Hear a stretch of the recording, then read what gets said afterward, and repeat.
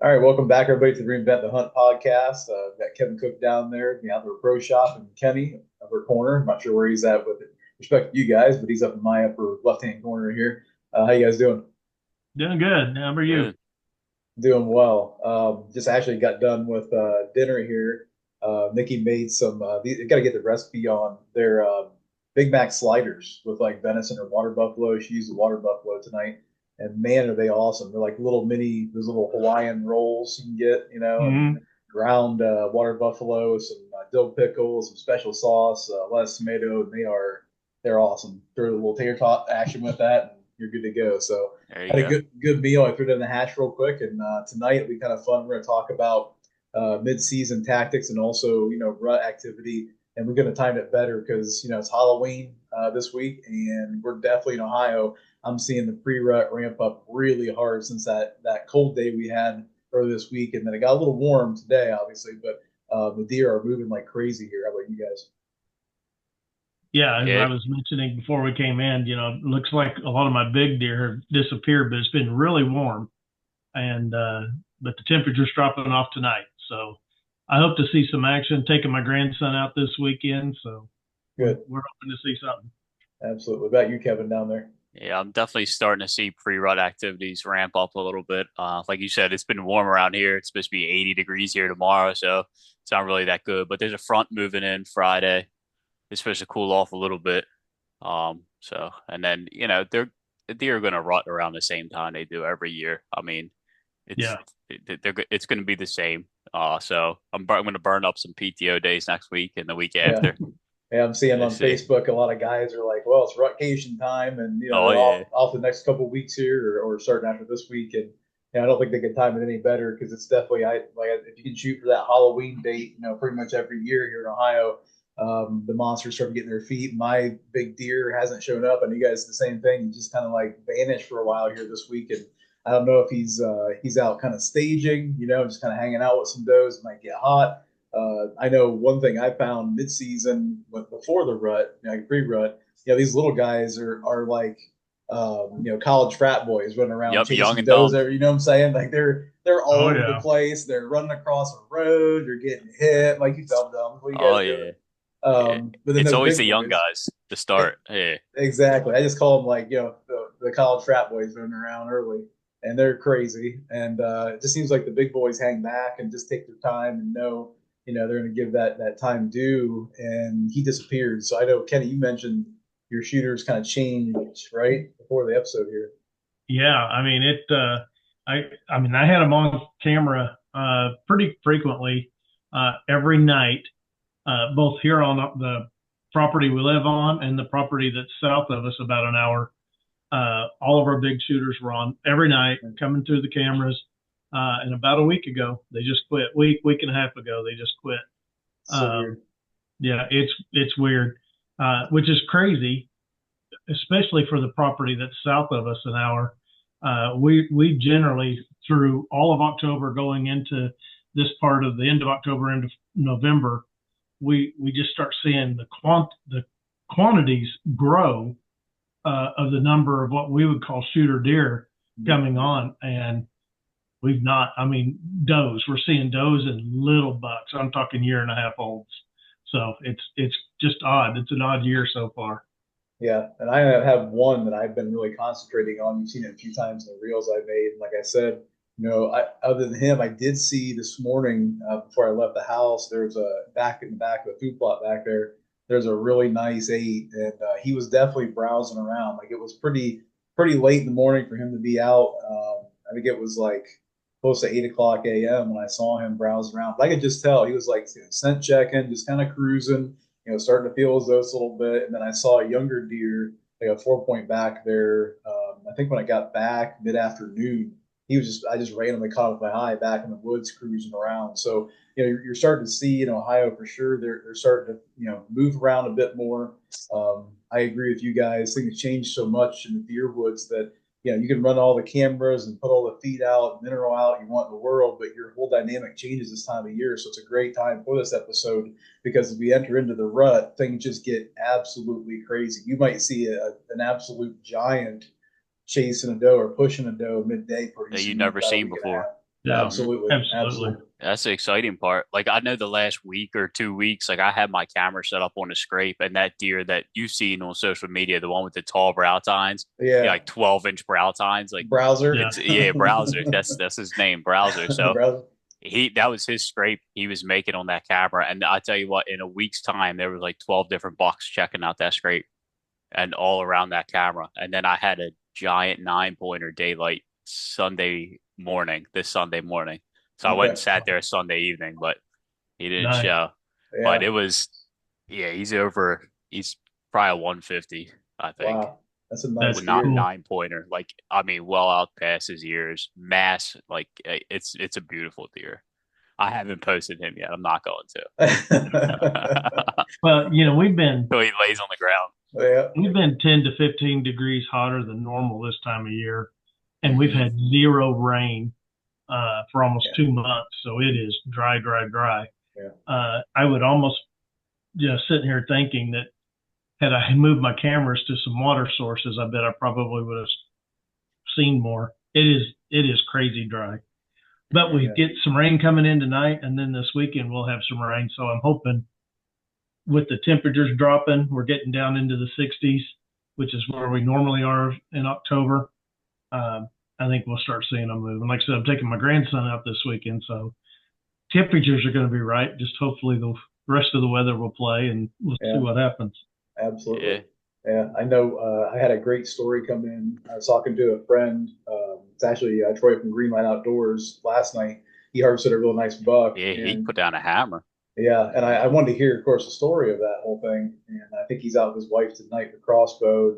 Now he harvested his, and he told me, he's like, what happened last year to us? We were walking in along the edge of a cornfield. I think I talked about this, and we had a giant jump up that was bedded by the corn, and he was bedded right along the corn between corn and woods. And we were walking in, and I'm GoPro and messing around, dinking around behind him. It's hot, it's 90 degrees, and it was 3:30 in the afternoon or something, and he jumped up, and luckily, Troy had his bow and release with him. But you're walking in, and I think one lesson learned he did it this year. You always have to be prepared. And man, we cry wolf all the time because you guys know as well as I do. You're in a hurry, or you think, well, it's 90 degrees out, or well, it's Yep. 3 p.m. You just never know with deer hunting. And so he was actually able to put a spot stock on that buck, and the story's great. I'll let you guys contact him to hear the whole thing without the Cliff Notes version, but essentially, he spot stalked it, saw it, was able to get his release on, made a great shot. I think it's about a 40-yard shot, and the buck was walking away, hitting on some acorns in the woods. But very rarely can you spot stalk a whitetail that way and have it work Yeah, out. That was a good Yeah, story. absolutely. Especially a mature one. Yeah, right.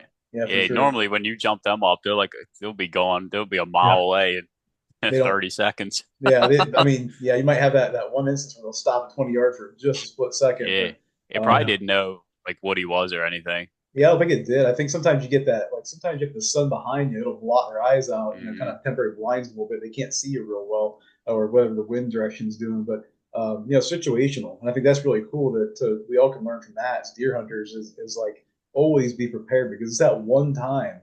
We've all done it. I've been there all kinds of times where it's at one time where you let down or your nose is in your phone. I got burned last year doing that. You just you never know about these wild animals when they're going to show up, and you try to be as prepared as possible.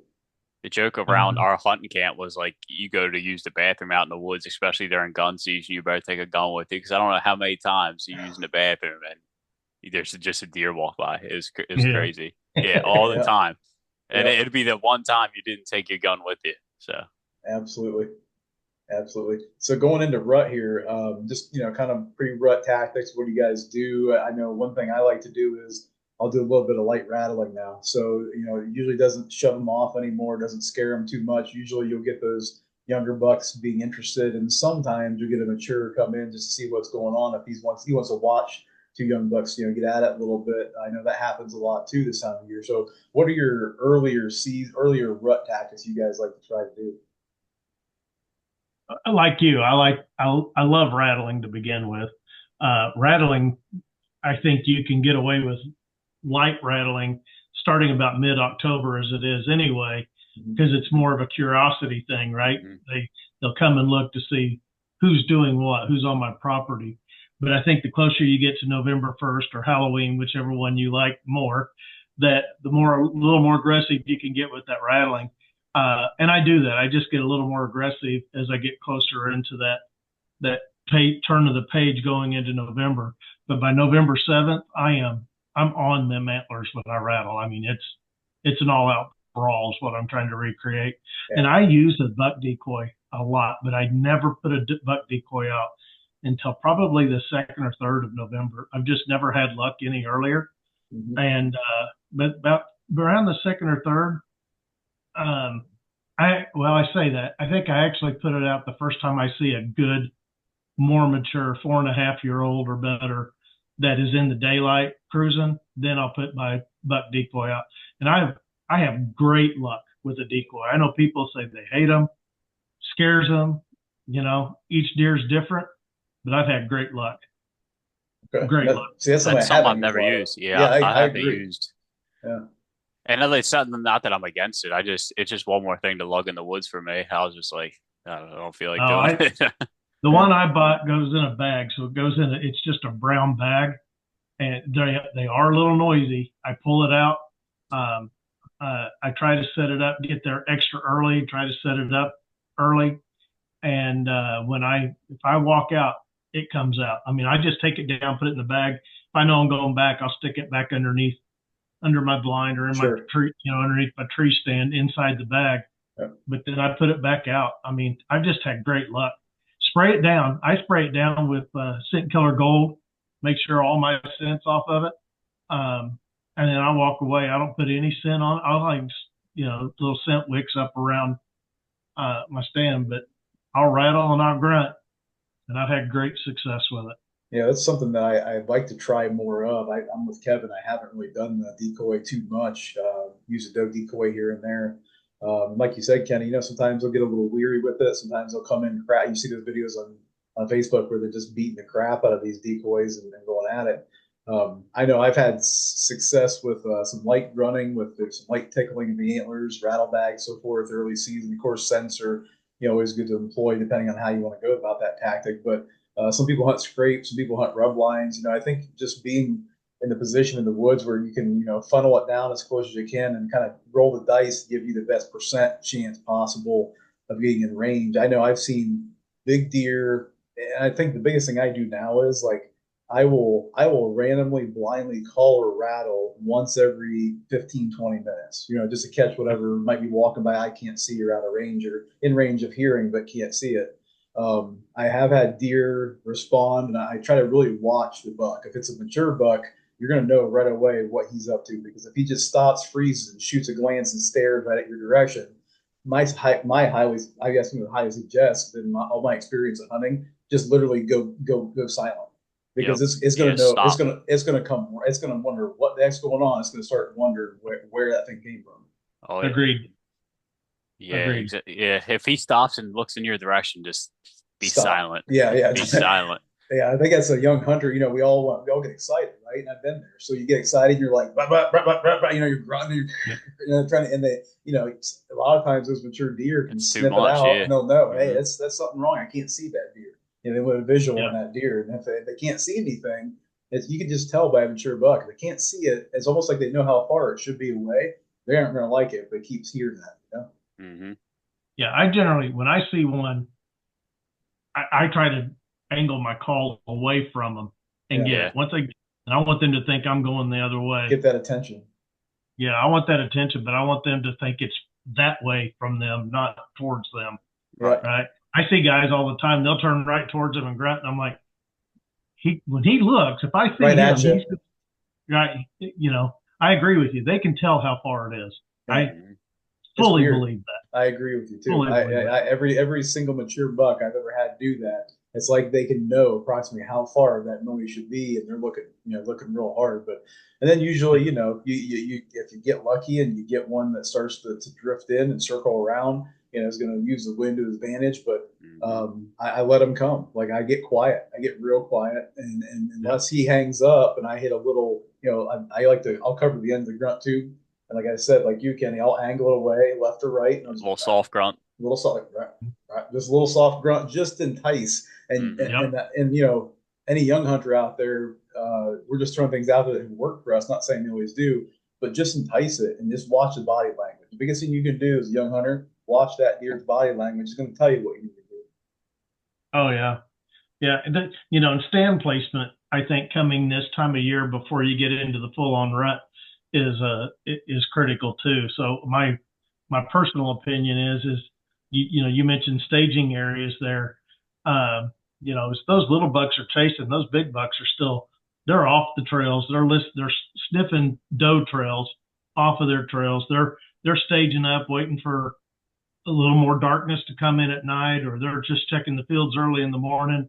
They're staging, right? They're sitting. So I have stands. I probably have more stands on small pieces of property, but they're all set up for different types of or different times of the season, right? We got my early season stands. I got stands for this time of year.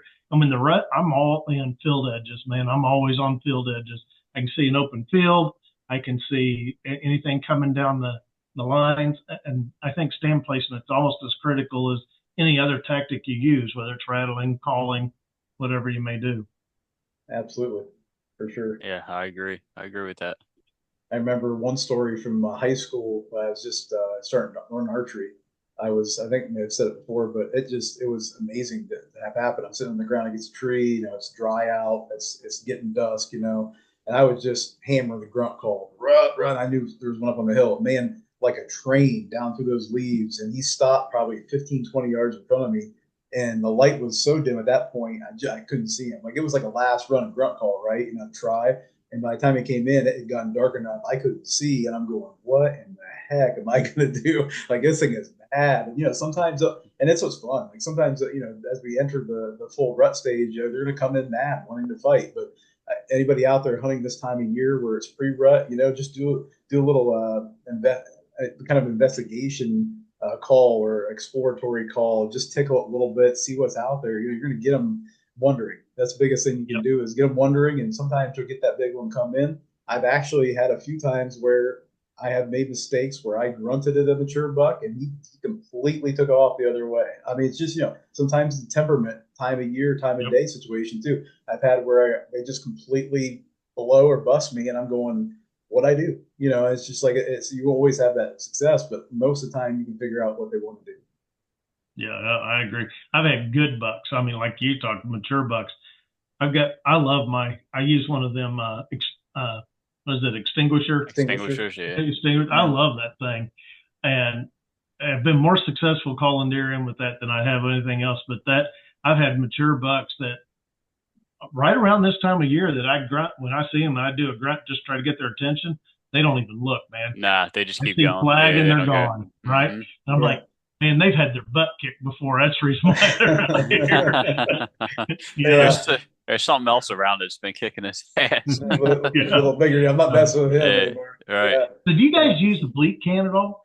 Occasionally, I yeah. used to use the can. I like the dope bleed. Yep. You turn it. Yep. I do like that. One thing I found that I've gotten busted by before, you gotta watch this is, and I know there's probably a lot of guys out there that love rattling with real antlers, because they feel like it sounds a little bit more natural and authentic, and obviously they're real. I don't like the motion. I don't like all that motion of all that going on. Yeah, So it's too much movement. my preference Yeah. is a rattle bag. I I like got a Me rattle too. bag, yeah. it's just my thing. Again, I'm not disrespecting people out there that love real antlers. I think it's great if you choose that. But just for me, I like to keep my motion down to the minimum because one thing I know, and this is like across the board for me, if I'm in an elevated stand, like a hang on, mature buck is coming in, I am immediately going to get up again against that tree and get my profile as slim as I Hmm. can because every mature buck I've ever hunted, the real big ones, they pick out blobs against the sky. They pick out Yep. things that don't make any sense hanging off trees, and it's just my thing. A lot of guys like to sit and shoot, but my dice roll is, hey, the amount of big mature deer have busted me by trying to stay seated way outweighs me getting up against that tree and low profiling myself Agreed. against that tree. So it's Yeah. just a thing I do. It's an automatic thing in my head. Like the first thing I do when I see a mature buck is get up and get that seat against that tree flat. Yep. Even like I'll do that, and then even like the last hour hour and a half of legal light, I'm like standing. I'm Stand standing. up. Yeah, Yeah. Yep. Yep. absolutely. Because Yeah. that's when you catch those big bucks cruising around is that time, and I want to be already standing up against that tree, looking like a tree, like not just some fat blob sitting on the tree. Yeah. Totally So agree. I do the same. yeah, They Yeah. tend to profile again, and especially when that as that light gets dimmer, the sky behind you is still backlit, pretty bright. I hmm don't say white, but it's pretty bright still. So your silhouette's going to hang out there to these deer. And I've a couple of times sat on purposefully just to see what the buck would do because it wasn't a buck I wanted to shoot. And still they pick me out. They'll look up right at you, that blob, and they'll notice something's a little bit odd about that. So that's a they'll good start tip being for like, anybody out there. yeah, Yeah. right, right, all Once over the that place. head Like, starts yep, dancing, you better right, shoot or just right, stay just be by. Because still. one of Right. Yeah, yeah, you better figure out what you're doing real quick. Oh yeah. yeah, Absolutely. That's also part of the fun is, I think all the things that I love talking on podcasts about, like these are just suggestions of things that like I screwed up a million times. And then I kind of realized, hey, there's a better method that'll help me more. And these are yep, things that like I've just noticed when I've been deer hunting. So not nothing perfect. We're not saying that these are things that every deer's gonna respond to. These are just events that we've had happen, right? Oh yeah. I'm yeah. far No, from perfect or far from the biggest deer hunter. Yeah. Like yeah, I could always learn. Absolutely. Yeah. Every time I go out, I screw something new other than Oh learning. yeah, yeah, oh, exactly. Like I've no been, doubt. I'll tell you, I don't want to circle back too much into the crossbow situation with the crossbow, vertical bow thing, but man, that has been lit all over social media. Like I'm glad we did an episode and talked about that. And it's been awesome to see people jumping in. And I know, and some of you guys and other people and I think the wave is going toward people starting to respect each other. I'm not kidding you. Like I think there's a lot of people starting to respect each other and going, hey, I get, people that are older, or disabled, or new hunters, or got shoulder surgery. Like all of us are going to have that event in our life happen. We can't always use the weapon or bow we want to use. And I just want to thank everyone out there on social media because like I know in our episode we talked about it. I just keep seeing more and more pretty awesome things happen with this, where guys and girls are going, you know what, use whatever you want to use ethically that Mhm. makes you happy. And I think that's I, the I, thing. s- I see more of Oh, that. I do see more of that. I mean, they're going to be this select few There's that always are like, trolls. yeah, yeah, like. But Yeah, then when they get older and need to use a crossbow, what are they going to say? Like yeah, it's just okay use then. yeah, right. Just use whatever you want. Like for me, I'm not using a crossbow right now. I don't have to. I like the challenge of a vertical bow, but Yeah, I don't care what anybody else yeah. uses. Just use yeah. it. And You know, I think I'm the only one that's old enough to remember a lot of this. But you go back into the '70s, that's in the peak or towards the falling off into Fred Bear, right? I mean, he was real popular and on the shows, and the man hunted with with um, shoot, a traditional bow. I was trying to think of the word, yeah, a traditional bow forever, right? And so there were a lot of trad followers that went there. And then when compounds got really popular or started getting popular in the '70s, they custom, right? Hey, why do you need that? We've been shooting this Mhm. way forever, right?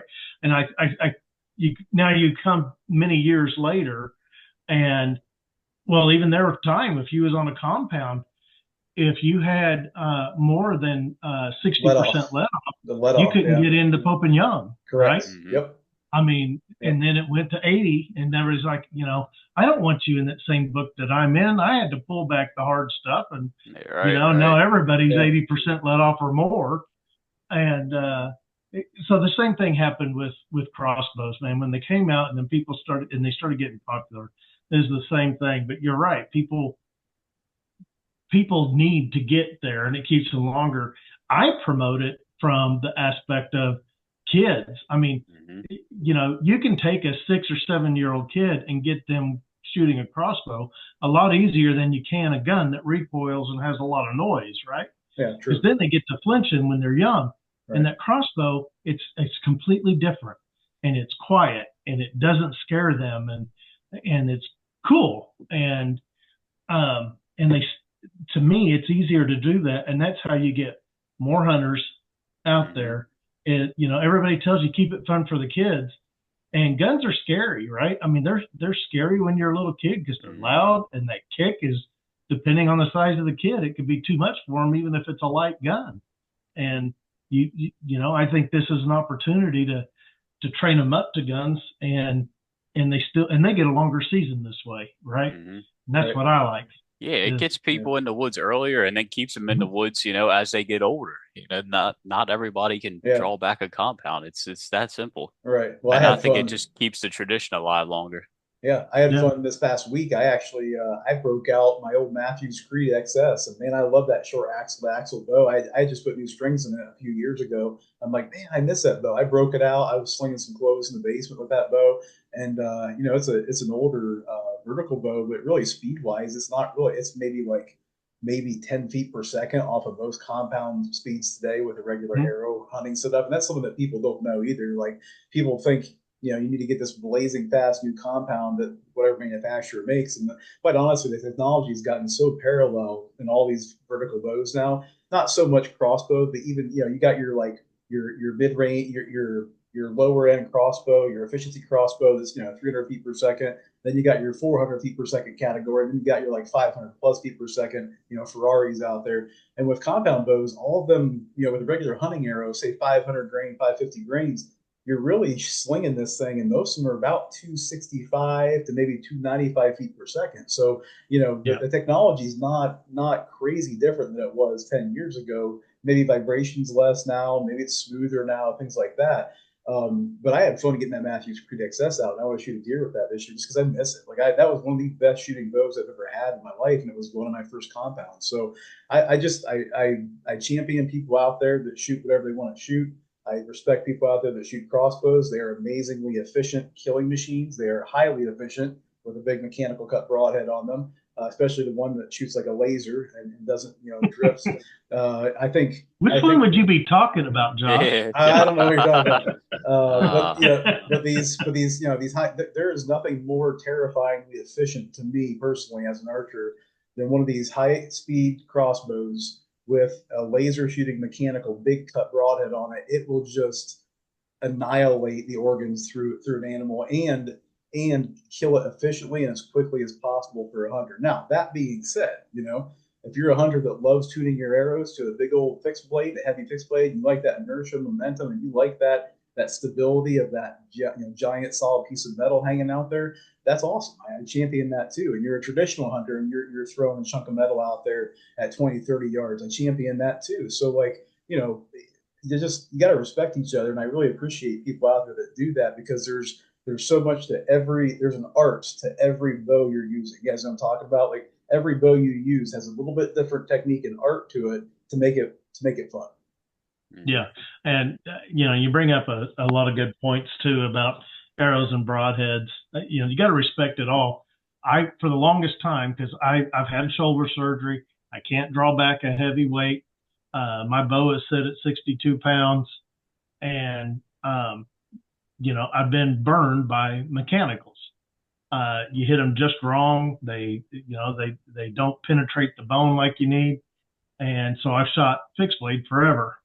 Well, this guy I know makes broadheads and sent me one, and I'm telling you, it goes as deep into my targets as my fixed blades, and it's unreal. It is unreal. So that's what I'm shooting this year. It's the most amazing broadhead I've ever put on the end of my arrow. Well, I want to number one just thank you for that.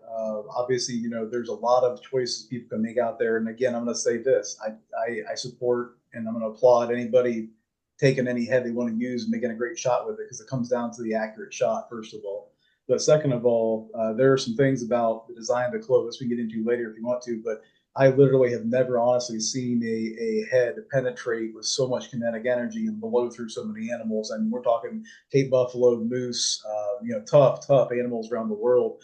Whitetails are no problem for it, and evading bones, busting through bones, center punching bones, keeping the blades protected. They're all solid stainless steel and they're single bevel, so the helical cut through animals. We had a wildebeest in South Africa, and I'm not kidding you. This literally happened.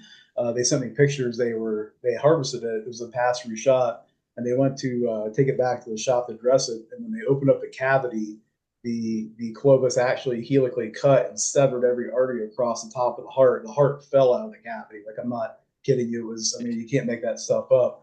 And I guess one thing I can say is these really high speed crossbows. It's really hard to design a broadhead that stays completely secure in the air when you're launching a rocket at 515 feet per second and then instantly Absolutely. explodes open on contact. And that's something that, I'm proud to say that the Broadhead does. And it's not, nothing to do with me, but what it's due to is the fact that, as a bow hunter, I wanted something that I needed to work. And there were some things that frustrated me about different heads. And, like I said, there's all kinds of great heads out there and get into it later.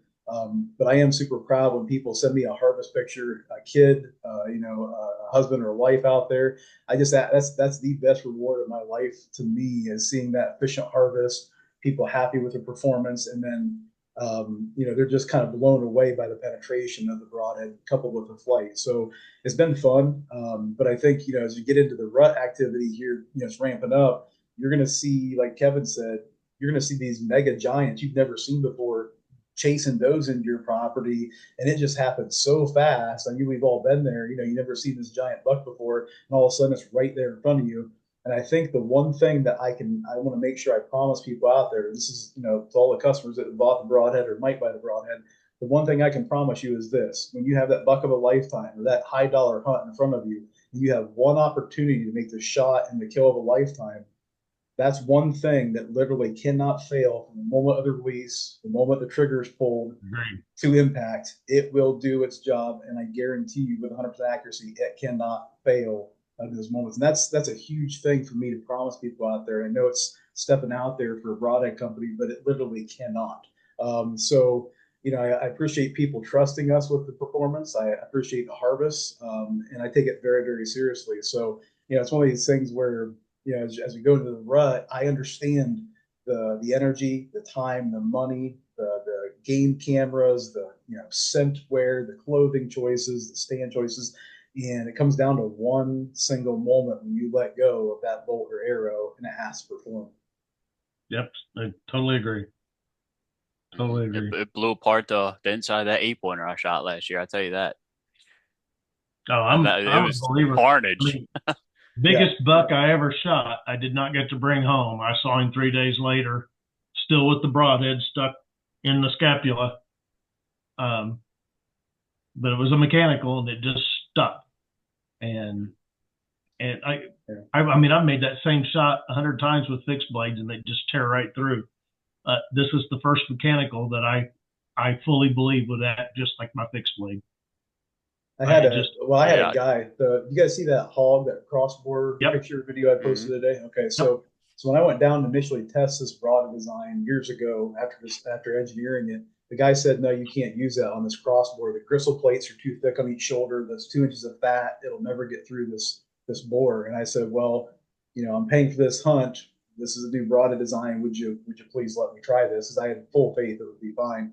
And of course, you saw what happened to that hog. But he actually told me that, and it made sense later. He said a guy actually shot one with a shotgun one time, and because the hog's gristle plate is so dense, the fat and everything, the blunt slug actually hit and bounced off the shoulder of this hog. So when you look at the broadhead choice you want to make as a consumer or an arrow setup with your hunting, consider what you're hunting, the environment you're hunting it in, the thickness of the animal you're trying to get through, the speed of the arrow, and all those sort of things. But really, what it comes down to is you want to look at those Ashby studies out of South Africa, because South African game had really heavy bones, really heavy gristle plates, like real thick hide, and it's hard to get through the game in South Africa. And every single thing I designed the Clovis to do was to maximize the Ashby penetration of cutting and retaining kinetic energy.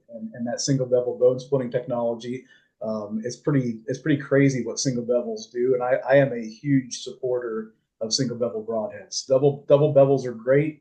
Some of them are super super sharp, like they call them razor sharp. But then the problem with that is there's a downside.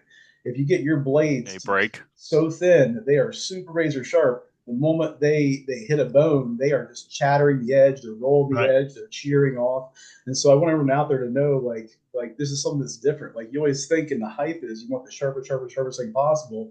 You actually don't. You want some edge retention there. You want some edge thickness in the blade, and single bevels do that for you because you have more metal out to the edge of the blade. Yep, Yeah, I mean, I agreed. just shot 3 deer with the broadhead I'm using, and you just rinse it and repeat. Like I have zero issues with it. Like it's still, like you said, it's not made to be, insanely sharp. That's not what it's meant to do.